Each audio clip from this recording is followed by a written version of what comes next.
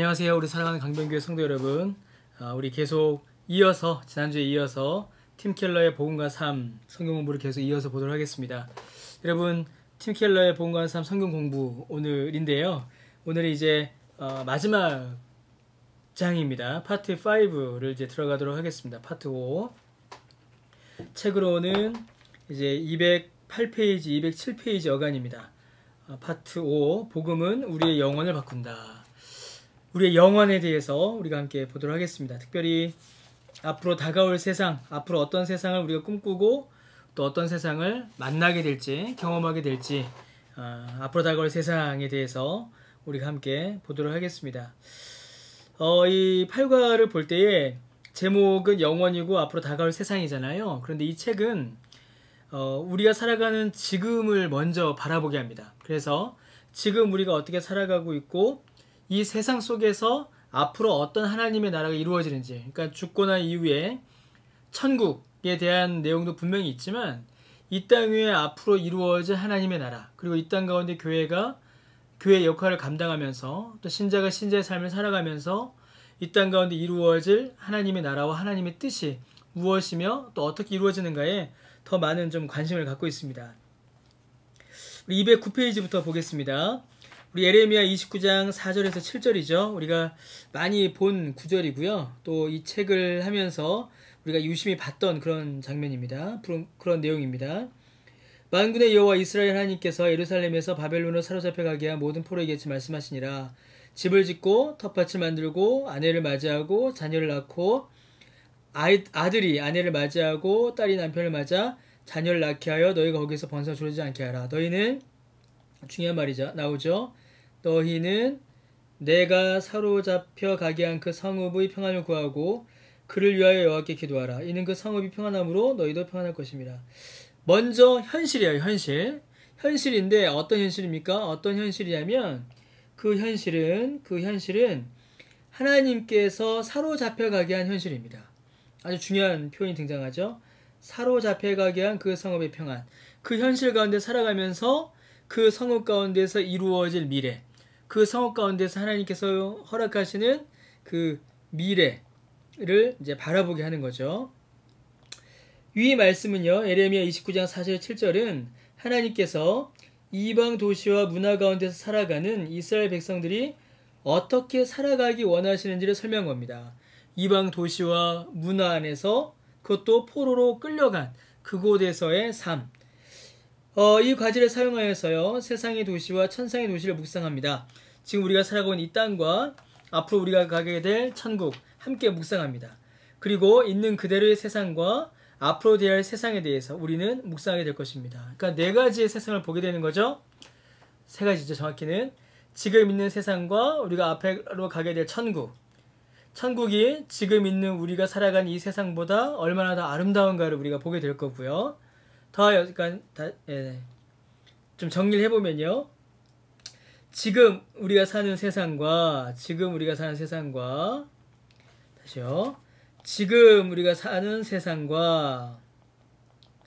앞으로 우리가 가야 될 세상, 앞으로 천상의 도시죠. 천상의 도시. 앞으로 우리가 가게 될 세상을 비교할 겁니다. 그래서 지금 우리가 살아가고 있는 이 세상의 도시보다 이 천상의 도시가 얼마나 아름다운가를 보게 될 거예요. 더하여 지금 살아가고 있는 이 세상이 앞으로 어떤 세상으로 변화되어야 할 것인가.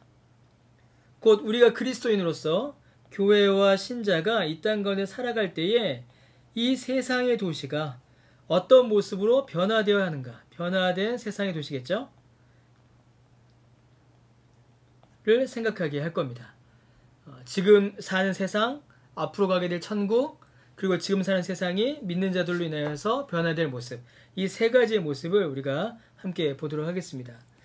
지금 그대로의 세상에 살아가기, 성경에 기록된 이스라엘 역사를 보면요, 이스라엘 백성은 다원주의, 이교도 문화 속에서 아주 다른 세계관들을 가진 민족들과 어우러져 산 시기들이 있었습니다. 가나안에 도착했을 때는 우상 숭배하는 민족들이 있었죠. 하나님께서 분명히 몰아내라 했는데 이스라엘을 몰아내지 못했습니다. 그들은 정착했어요. 이 정착했다라는 말은 그들과 함께하고 그들과 뒤섞이기 시작했다라는 겁니다. 느부갓네살이 예루살렘을 함락시켰을 때 대부분의 이스라엘 사람들이 이주됐죠. 포로로 끌려갑니다. 바벨론 도시와 인근 지역으로 이주됩니다. 두 상황, 가나안에 들어갔을 때에도 그 바벨론으로 포로로 끌려갔을 때에도 신자들은 신앙의 문화 속에 살질 않았습니다. 다 이방 문화, 이방 종교였죠. 정부, 예술, 문화 제도들이 하나님의 말씀과 그 뜻의 헌신의 문화에 살지를 않았습니다. 여러분, 그럼 오늘날은 좀 어떨까요? 오늘날은 사실은 이때보다 나은 거예요. 왜냐하면 최소한 교회가 세상에서, 이게 맞는지는 모르겠습니다만, 교회가 세상에서 주류의 역할, 교회가 세상의 영향력을 어떤 식으로든지 주는 세상에 살아가고 있거든요. 그러나 신앙 없는 지배 문화 가운데서 우리가 사는 것도 현실입니다. 저는 이제 교회 안에만 있기 때문에, 우리 이제 그리스도인들만 보기 때문에 저는 교회가 세상의 전부로 생각할 때가 많이 있습니다. 그러나 우리 성도님들, 그리고 세상의 뉴스를 보게 되면 그렇지 않다라는 것을 제가 확인하게 돼요. 곧 우리는 신앙 없는 지배 문화, 반기독교적이고 기독교를 거부하는 그런 문화의 지배 속에서 우리가 살아가고 있습니다. 그게 우리가 사는 도시이고 그 안에서의 삶이 우리의 삶이죠. 자, 그러면 어떤 방식으로 살아가고 있는가 한번 살펴보죠. 도시에 융화되어 사는 삶의 방식이 있습니다. 단순히 세상 문화의 가치관과 세계관에 순복하고 동화됩니다. 이때는 어떻게 보면 신앙을 잃어버리는 거예요. 그러니까 그리스도인, 교회라는 정체성을 상실하는 겁니다. 정체성 상실하여서 그냥 세상이 되는 거죠. 사사기, 삼손이 살던 시기에 이스라엘 백성들이 그러한 모습을 보였습니다. 두 번째, 도시를 닮아가기. 도시를 닮아가는 게 있는데요. 이게 문제입니다. 이게 중요합니다. 어떤 분들은 이러한 삶의 모습을 가리켜서요, 뭐라고 이야기하냐면요. 좀 지워서요. 뭐라고 하냐면 실제적 무신론이다라고 해요. 실제적 무신론. 그러니까 겉으로는 하나님을 믿는 것 같은데 실제로는 하나님을 믿지 않는 그런 실제적 무신론. 그런 삶의 모습이 사실은 이 도시를 닮아가기 여기에 나타납니다. 한번 보실까요? 자, 기독교 신앙의 관습들을 어느 정도는 지키지만 보다 근본적인 가치, 세계관은 뭐예요? 지배 문화로부터 받아들인다. 믿음은 주일 예배를 위한 것이며 그들이 실제로 살아가는 삶을 형성하지 않는다. 여러분, 이게 오늘날 대부분의 그리스도인들을 지배하는 신앙의 모습입니다. 신앙을 받아들여요. 신앙의 관습들, 신앙의 행위들, 종교 활동들은 지킵니다. 어느 정도 지켜요. 그런데 그게 철저히 일주일 중에 하루, 주일이라는 시간과 교회라는 공간에 철저히 갇혀있죠. 그리고 삶에 영향을 주지 못합니다. 보다 근본적인 가치와 세계관, 어떻게 세상을 살아갈 것인가, 어떻게 세상을 판단할 것인가 라는 내용들은 철저히 지배 문화, 이 세상을 지배하는 문화, 이 세상의 관습과 이 세상의 풍습과 이성을 따라간다는 거예요. 믿음은 주일 예배를 위한 것이고 실제로 살아가는 삶을 형성하지는 않는다. 여러분, 이게 오늘날 가장 큰 문제이고 오늘날 그리스도인들을 지배하는 가장 강력한 어떻게 보면 신앙생활의 모습입니다. 삶의 방식은 근본적으로 주변의 방식과 다르지 않아요. 언제 다르냐면 일주일에 하루만 다른 겁니다. 교회 올 때만. 그래서 그들은 지배 문화 안에서 단지 하위 문화일 뿐이다. 참 마음이 아파요. 그러니까 복음으로 삶을 살아가는 것이 아니라 복음이 철저히 종교 활동, 그러니까 내가 선택한 여러 가지 활동 중에 하나가 되어서 일주일 중에 하루 행하는 내 삶의 여러 요소 중에 하나가 되는, 도시를 닮아가는 거죠. 복음으로, 하나님의 말씀으로 세상을 이해하고 판단하는 게 아니라, 그렇게 살아가는 것이 아니라 내 삶을 판단하고 결정하고 살아가는 것은 세상, 정치, 경제, 문화, 여기에서 결정하고 복음과 신앙은 철저히 주일의 한 활동으로만 국한되는. 여러분, 이게 사실은 저는 제 솔직한 마음은 이 첫 번째 도시의 융화되기보다 이게 더 무섭습니다. 이거는 첫 번째 태도 1은 교회를 떠나버리니까요. 그런데 태도 2는 교회 안에 남아있거든요. 그래서 점점 교회를 무너뜨려 갑니다. 오늘날 교회가 이 영향을 사실은 너무 많이 받습니다. 이 영향을 너무 많이 받아요. 그러니까 복음보다, 어떨 때는 심지어는 복음보다, 이게 오해 없이 들으셔야 되는데, 어떨 때는 복음보다 정치가 더 앞설 때가 있고요. 어떨 때는 복음보다 경제가 더 앞설 때가 있습니다. 그렇다고 해서 복음과 신앙을 버렸느냐? 그렇진 않아요. 여러분, 이러한 삶의 모습들 우리 안에 어떻게 나타나는지 살펴봐야겠죠. 세 번째, 도시를 멸시하는 태도가 있어요. 도시를 멸시하기. 주류 문화에 대해서 우월감과 적대감을 갖고 대항합니다. 그래서 비신앙적인 모든 문화 요소들, 세상의 모습들은 거부하는, 그래서 세상과의 모든 사교장을 거부하는 수동적 접근법을 취해요. 단지 도덕적 분배를 맹렬히 비난하죠. 세상은 더러워, 세상은 타락했어, 세상과 함께해서 안 돼라고 세상을 맹렬하게 비난하지만 세상과 함께하지 않아요. 이들의 문화적 권력을 획득하려고 시도합니다. 시편 137편, 그 보니 엠이 불렀죠. The Rebels by the Rebels of Babylon이라는 그런 팝송이 있죠. 시편 137편은 우리에게 이러한 새로운 무력한 상황에 대해서 회개하기보다는 분노하는 사람들의 그림을 보여줍니다. 한번 보실까요? 시편 137편. 자, 시편 137편 잠깐 보시겠습니다. 시편 137편. 아이고. 예, 시편 137편을 보시면요. 뭐라고 되어 있냐면 이렇게 되어 있어요. 우리가 바벨론의 여러 강변 거기 앉아서 시온을 기억하며 울었다. 그 중에 버드나무에 우리의 수금을 걸었다. 이는 우리를 사로잡은 자가 거기서 우리에게 노래를 청하며 해라. 노래를 하미로다. 그러면 4절에 우리가 이방 땅에서 어찌 여호와의 노래를 부를까? 이런 절망에 빠져버려요. 예루살렘아 내가 너를 잊었다. 내 오른손이 그의 재주를 잊었다. 이렇게 얘기하죠. 그러니까 시편 137편은 그냥 절망으로 마무리됩니다. 바벨론 더럽다. 바벨론에서 우리의 찬양을 부를 수 없다. 그냥 우리는 분노할 수밖에 없다. 이렇게 돼요. 그러니까 이 태도 3, 도시를 멸시하는, 그래서 세상을 거부하는 그런 모습들이 있습니다. 태도 4, 도시를 무시하는 게 있어요. 이거는 이제 앞에 거는 도시를 어떻게 보면 너무 무서워한 거예요. 그런데 이 4는요, 도시를 너무 무시하는 겁니다. 그래서 도시, 비관주의보다 낙관주의로 반응하죠. 그러면서 그리스도인들은 기적적이며 광범위한 하나님의 개입을 기대합니다. 세상이 이렇게 더러워도 하나님께서 어느 날 개입하시면 모든 사람들이 회심하고 문화가 변화될 것이야 라고 그렇게 기대하는 거예요. 그래서 분쟁과 문제들을 해결하기 위해 사회와 사람들이 깊이 참여하지 않습니다. 참여하지 않아요. 세상이 어떻게 되든지 상관하지 않아요. 대신에 교회를 커지게 하고 교인의 숫자를 늘리는 데에만 집중을 해요. 세상은 더러운 거야. 세상은 어떻게 되든지 상관없어. 하나님께서 역사하시면 바뀔 거야 라고 생각하고 우리는 오직 모이고 교회를 성장시키는 것만 하면 돼. 이렇게 생각을 하는 거죠. 그리스도인들은 사역자가 되는 결단을 요청받지만 작가, 예술가, 변호사, 사업가 등이 되라는 요청받지 않습니다. 이게 예전에 한때 한국교회를 좀 힘들게 했죠. 그러니까 청년들에게 너 가서 공부해야지, 가서 좋은 직장인 돼야지, 가서 세상에서 역할을 감당해야지 라고 그런 말을 하기보다 오히려 교회에 와서 봉사해야지, 교회에서 일해야지, 교회가 먼저지. 물론 이제 그런 신앙 요소는 맞아요. 그러나 세상을 향한 모든 그리스도인들의 적극적인 참여를 다 거부하고 오직 교회 안으로만 들어오는 것은 성경적인 세계관이 아닙니다. 그래서 그리스도인들이 단지 세상을 지나갈 뿐이며 참여하지 않는 그런 모습이 보여요. 에레미야 28장에 하나냐. 에레미야가 어떻게 합니까? 우리 망한다. 적군이 우리나라 쳐들어온다. 우리 이제 심판받는다고 할 때 하나냐가 뭐라고 하냐면 아니다. 아무리 그 아수르가 쳐들어와도 하나님께서 다 멸하실 것이다. 걔네들은 우리의 적이 되지 못한다. 하나님께서 우리를 지키시는데 어떻게 우리가 망하냐. 그냥 우리는 하던 대로 성전 짓고 종교활동하면 된다. 이렇게 얘기를 하거든요. 그거는 하나님의 관점이 아닙니다. 하나님께서 말씀하시는 세상과의 관계가 아니에요. 세상을 지나갈 뿐이며 참여하지 않는 이런 관점도 우리가 피해야 할 관점입니다.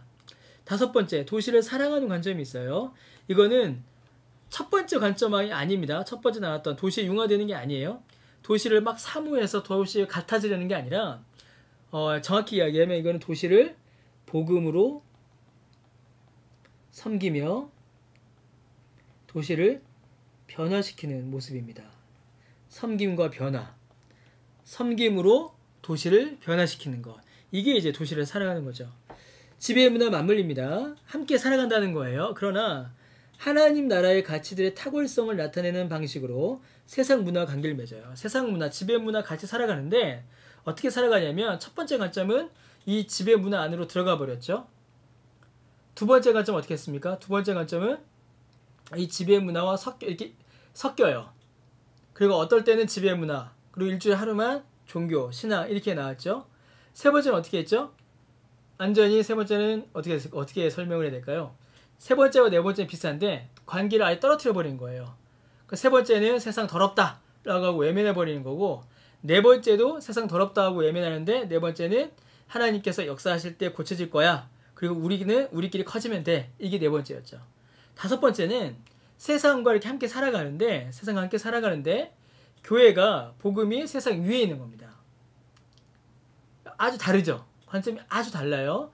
외적으로 드러난 형태는 어떻게 나타나냐면 섬김으로 나타납니다. 결과는 세상의 변화로 나타나요. 우리가 복음이 바뀌는 게 아니라 세상이 바뀌는 거예요. 그런데 근본적인 위치는 복음이 세상 위에 있는 겁니다. 여러분 이거 굉장히 중요합니다. 굉장히 중요합니다. 세상이 있고 세상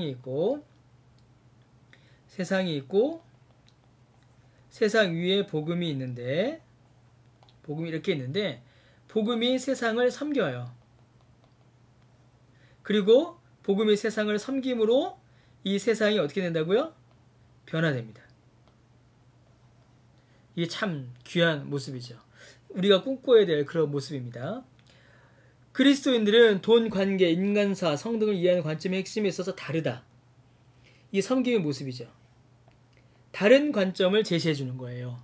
세상이 말하는 것과는 다른 삶의 모습, 다른 관점을 제시하는 겁니다. 그리스도인들은 진정으로 도시의 거주민이지만 지배 문화에서 군림하려 하지 않고 인정을 갈구하지 않습니다. 오히려 그들은, 여기 아주 중요한 말이 나옵니다. 세상에 대하여 대안적인 삶의 방식과 인류 공동체를 보여줍니다. 너무 중요한 말이죠.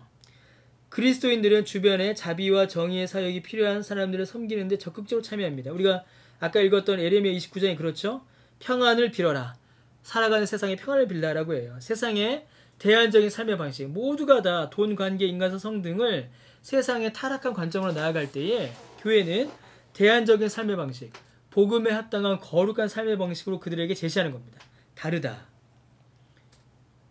그리고 그 다른 모습을 통하여서 공동체를 섬기는 공동선을 이루게 되는 거죠. 너무나도 중요합니다. 그러니까 세상이 교회를 볼 때, 야, 교회가 그리스도인들은 다르구나. 그런데 그 다른 모습이 우리가 지금 살아가는 삶의 대안이 되는구나. 저렇게 살아야겠다. 그리고 그걸 통하여서 교회와 모두가 이유익을 누리는 이러한 모습이 바로 이 도시를 살아가는 참된 교회의 모습입니다. 여러분 이거 너무나도 중요합니다. 너무나도 중요한 삶의 모습입니다. 왜냐하면 오늘날 한국교회가 이 모습을 잃어버렸기 때문입니다. 참 마음이 아프지만 오늘날 한국교회가 세상과 다르다라는 표현, 인정을 더 이상 받지를 못하죠. 교회가 세상과 같아져 버렸어요. 교회가 세상의 하위 문화로 속해져 버렸습니다.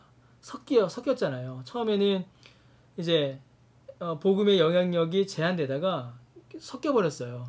교회인지 세상인지 분별이 되지 않습니다. 그러다 보니 세상에 더 이상 대안을 제시하지 못하고 교회를 세상이 외면하는 그런 지경이 처해버렸죠. 여러분 이 도시를 사랑한 이 교회의 모습, 섬김으로 변화시키는, 다름으로 세상을 섬기는 이 교회의 모습, 오늘날 우리가 살아가는 이 세상 가운데 너무나도 필요합니다. 그래서 보겠습니다. 당신이 아는 사람들은 대개 어떤 태도를 가지고 있는가? 왜 그렇게 생각하는가? 여러분 어떠세요? 5가지 태도를 봤죠? 첫 번째가 뭐였죠? 첫 번째가 세상과 완전히 어떻게 하는 거였죠? 제가 다시 볼게요. 세상과 섞이는 거였죠? 첫 번째, 세상과 섞이는 거. 그냥 세상이 되는 거예요. 세상이 됨. 두 번째, 뭐였죠? 세상과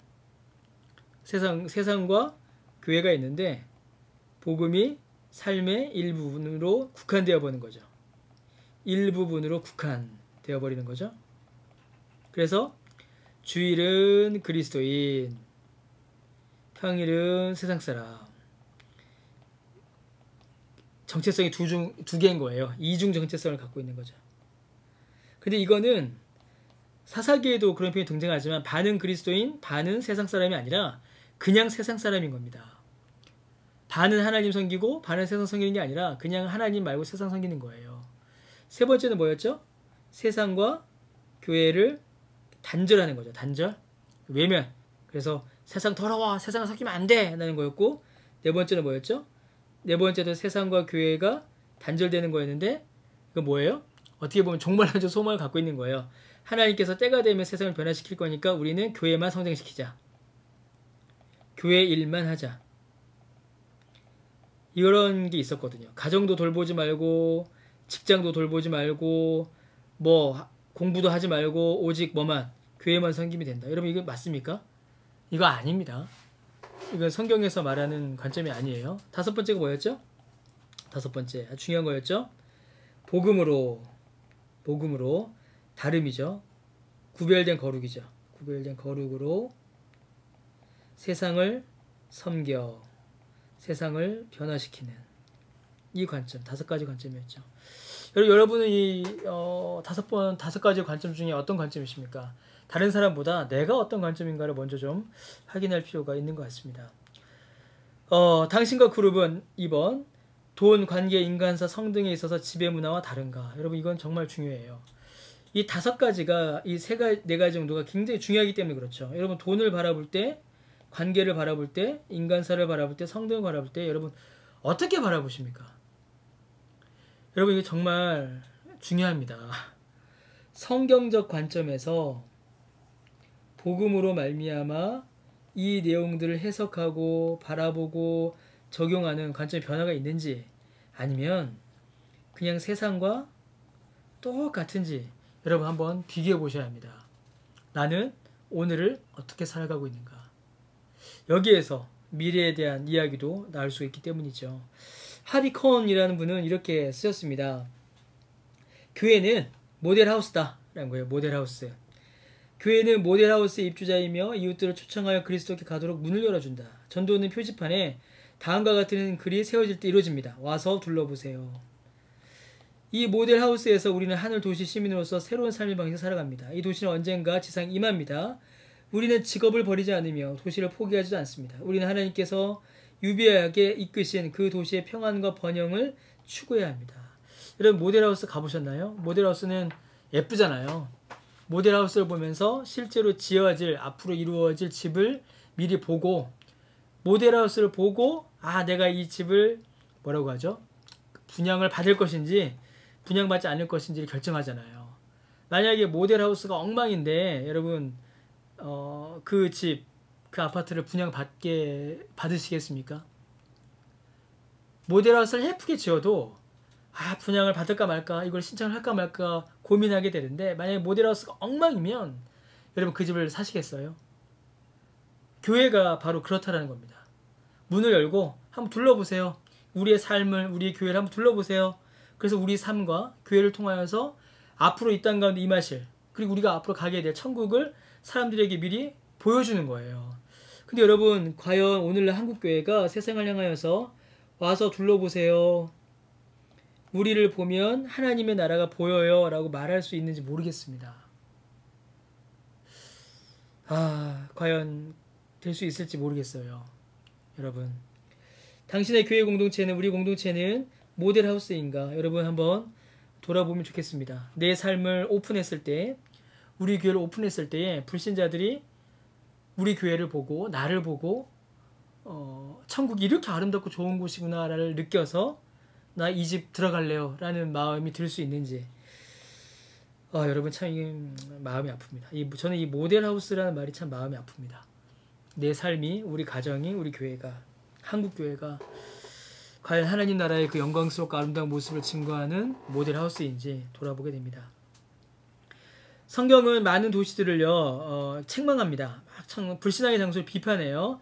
특히 선지자들은요 도시도 비판하지만 이스라엘의 도시 생활을 책망해요. 그러니까 이스라엘 사람들의 생활, 이스라엘 사람들의 도시에서 어떻게 살아가는지 거기에 초점을 맞춰서 막 책망합니다.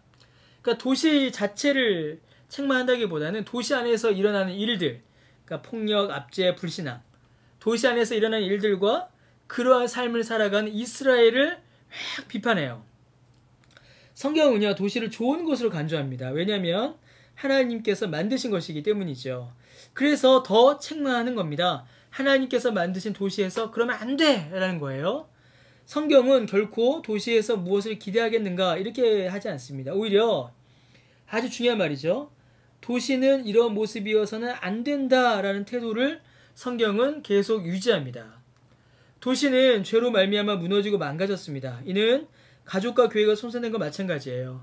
가정이 무너졌다고 해서 우리가 가정을 포기하지 않고 오히려 하나님께서 가정을 새롭게 해주시고 회복해 주시기를 기도하면서 간구하잖아요. 애쓰잖아요. 마찬가지입니다. 하나님께서 이 땅 가운데 도시를 두셨고요. 도시 가운데 우리를 살게 하시기 때문에 우리도 무너지고 훼손된, 회파된, 이 손상된 도시를 위해서 하나님의 은혜를 더 간절히 구해야 합니다. 성경에서 도시를 어떻게 바라보는가?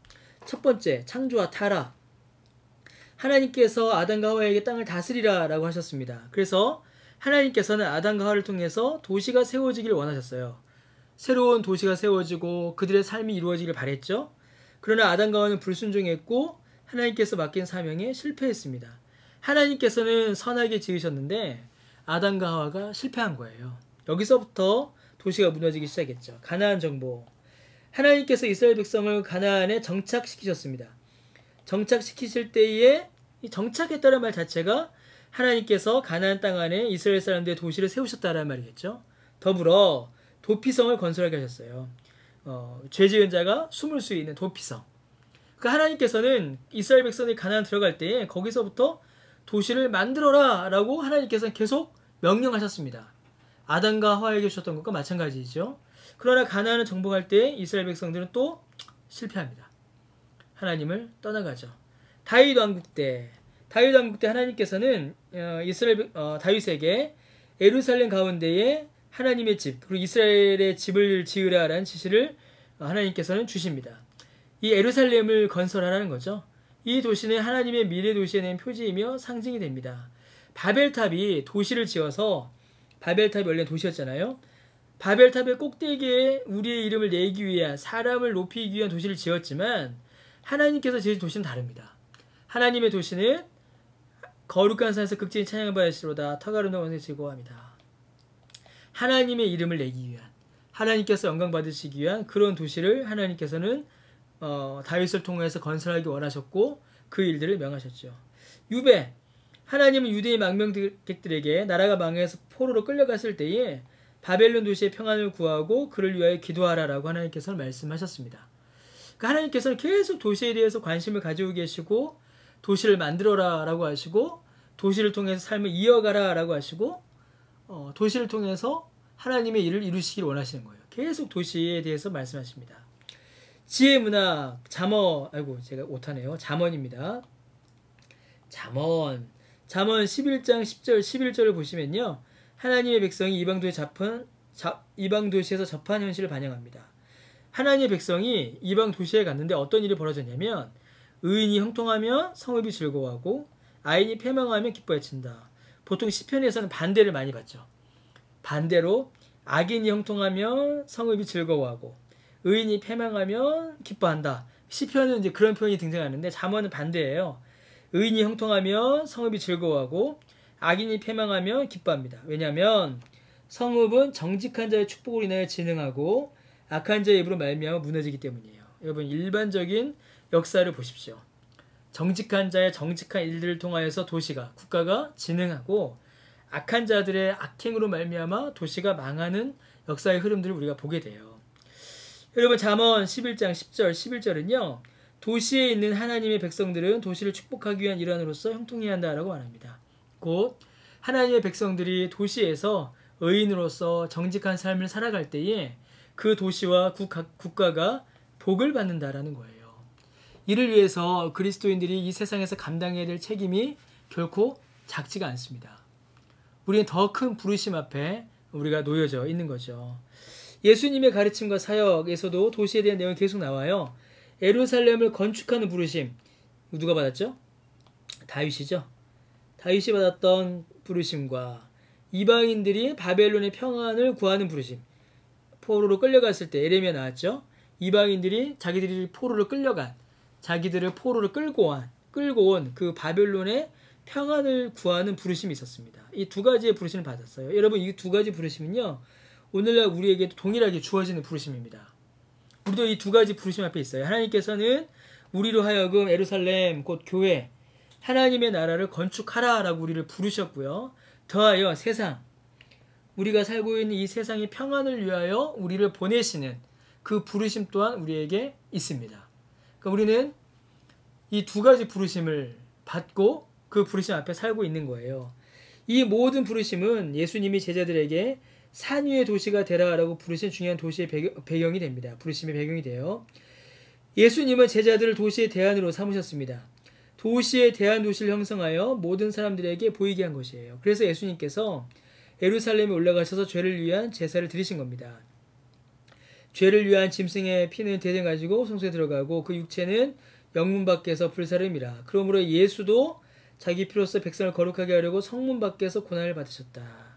곧 예수님께서 고난 받으신 그 모든 모습을 이스라엘 백성들, 예루살렘 사람들이 봄으로 말미암아 하나님께서 베푸신 구원의 은혜가 사람들에게 증거된 거예요. 그러니까 예루살렘을 건축하는 부르심과 그들에게 하나님의 은혜를 베푸는 모든 부르심을 함께 행하신 거죠. 여러분 이 앞부분에 이 두 가지의 부르심이 우리에게 있다는 사실을 또 기억해 주시면 좋겠습니다.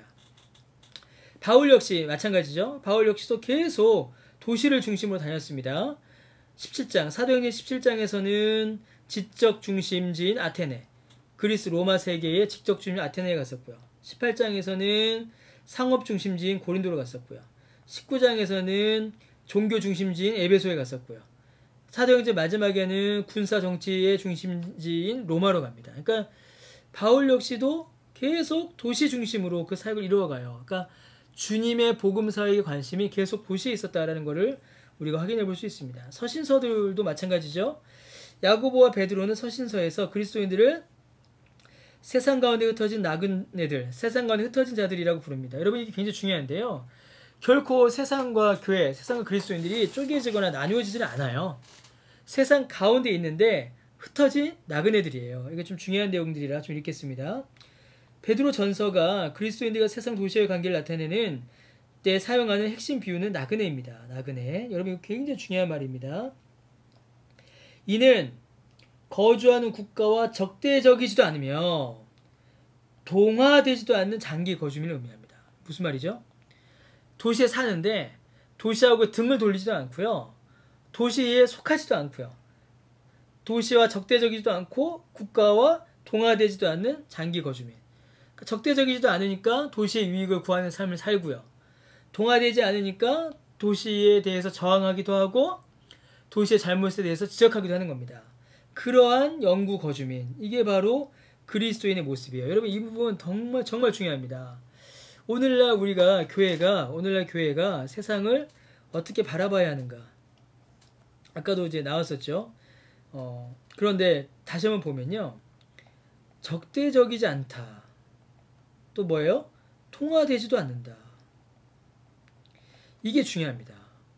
적대적이지 않으니까 도시의 유익을 위해서, 도시의 공공선을 위해서 봉사할 수 있는 겁니다.